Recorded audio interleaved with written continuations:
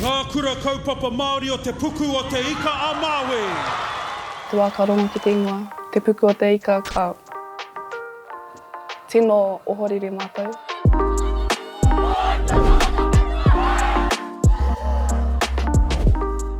Okay, te tai ki raro.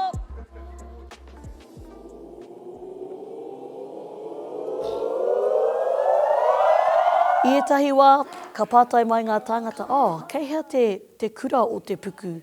Ana kāre rātou i te tino mārama e whārima ngā kura kei roto ia te puku. Kura mata! Whakarewa! Ongiri! Unga! Waketu! E hikakana ngā piropiro i tēnei wā, ki te tū ki te papatū waiwai o te motu.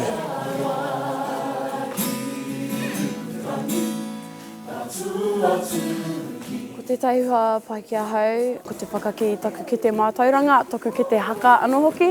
Pai te no tai, ko roa te wai no tai ana mātou. Ko tata toru tikau tau tā mātou kapa i nainei. Ko te kaupapa matua, ko te ao matua, ngā tikanga, ngā mātāpono o te kaupapa me te reo.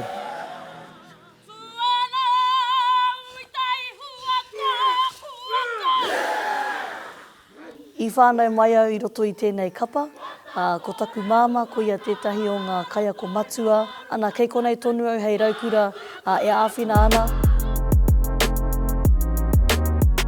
E nui ngā kura kua piri mai ki te kapa haka o te puku, ko te take nui i pērā ai nā te iti o ngā ākonga o ia kura.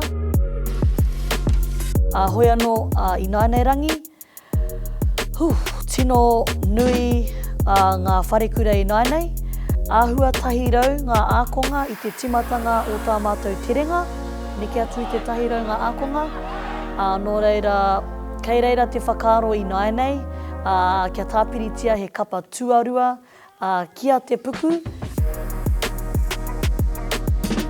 Ko tētahi o ki manako nui mō tā mātou kapa, ko te tuku i o mātou karere ki te ao katoa, ki te ao whānui anō hoki. Kura te ngā manako nui, kia eanga mai ki tētahi taumata pai.